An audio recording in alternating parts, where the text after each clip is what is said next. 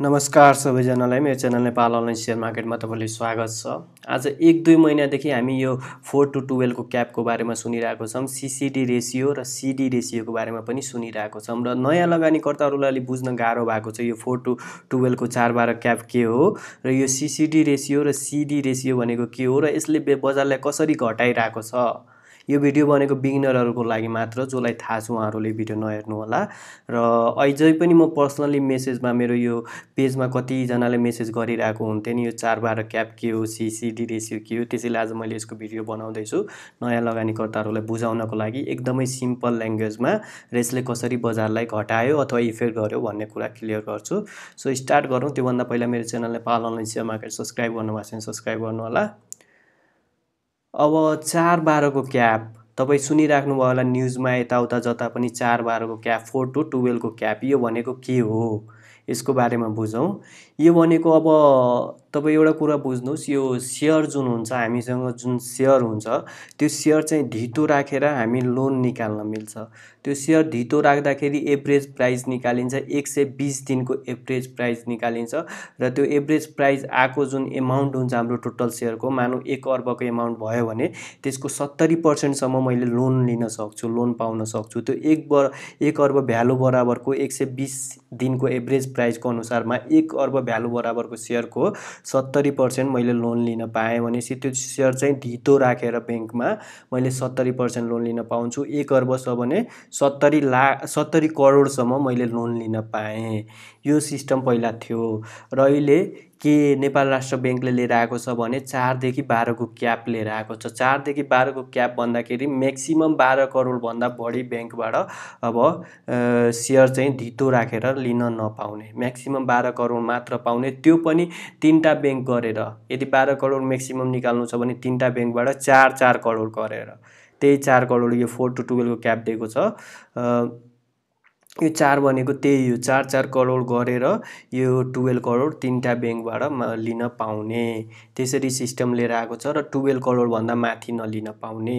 तर धेरै लगानीकर्ताहरूले अलि धेरै पनि लोन लिएको थिएन 6 जना अहिलेसम्म लिस्टमा छन् 6 जनाले 1 अर्ब भन्दा बढी यो शेयर धितो राखेर लोन लिएका थिएन र नेपाल राष्ट्र बैंक अनुसार यसरी शेयर चाहिँ धितो राखेर लोन लिँदाखेरि त्यसले त्यो पैसा चाहिँ अब बजारमा यसरी पनि हुँदो हो सायद त्यो पैसाले कर्नरिङ जस्तो कामहरु अथवा नचाहिने कम्पनी अलि विक कम्पनीहरुलाई पनि त्यसको धेरै बाइङ प्रेसर देखाएर त्यो कम्पनीको प्राइस उछाल्दिने माथि लैदिने र बेचेर रिस्किदिने र यसले गर्दा बैंकमा अलि लिक्विडिटी पनि मेन्टेन हुन सकेन कि भन्ने डरले नेपाल राष्ट्र बैंकले यस्तो लिएर आएको थियो। अब शेयर बजारलाई पनि राम्रै होस् किनकि अब ठूला लगानीकर्ताहरुसँग धेरै पैसा छ धेरै पैसाले नचाहिने कम्पनीहरुमा पनि लगानी गरेर त्यो कम्पनीको मा डिमान्ड जेनेरेट गरेर शेयर प्राइस बढाइदिरहेको छ र त्यसमा सोझा साना लगानीकर्ताहरु फसिरहेको छन् त्यसरी पनि युज भइरहेको छ यो पैसा भनेर पनि होला नेपाल राष्ट्र बैंकले यो क्याप लगाइदिएको। तर यसको नेगेटिभ इम्प्याक्ट के पर्यो भन्दाखेरि यत्रो 40 खर्बको हाम्रो क्यापिटल भएको यो शेयर बजारमा यो ठूला लगानीकर्ताहरु भएनन् भने साना लगानीकर्ताहरुले मात्र बजारमा डिमान्ड जेनेरेट गरेर बजारलाई मेन्टेन गरिराख्न सक्दैनन्। यदि ठूला लगानीकर्ताहरु शान्त भएन त्यसमा डिमान्ड जेनेरेट गरेनन् बजारमा भने यो बजार घट्न थाल्छ र के भयो भन्दाखेरि यो क्याप लाउने बित्तिकै नेपाल राष्ट्र बैंकले 1 वर्ष टाइम दिएको थियो 1 वर्ष भित्र आफ्नो क्यापिटल आफ्नो जुन लोन छ त्यसलाई 12 करोडमा झार्ने भनेर तर त्यतिबेला बजार पिकमा थियो 3200 को पिकमा थियो सबै प्रॉफिटमा थिएन त्यतिबेला त्यसैले धेरै ठूला लगानीकर्ताहरुले आफ्नो शेयर त्यतिबेला हटाएर यो लोन तिर्न थालेन।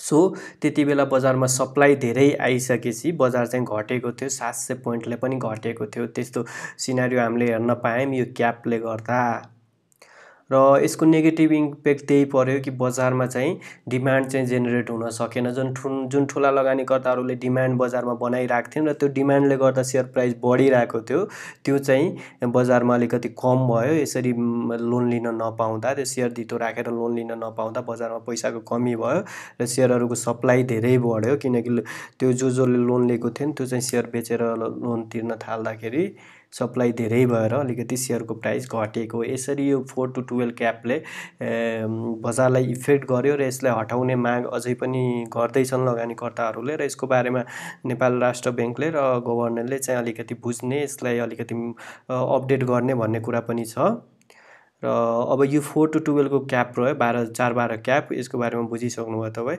अब चाहिँ सिसिडी रेसियो एन्ड सिडी रेसियोको बारेमा बुझौँ। यो ब्याङ्कसँग रिलेटेड हो। यसमा सिसिडी रेसियो भनेको यहाँ पहिला हेर्नुहोस् है, सिसिडी रेसियो भनेको credit to core capital plus deposit.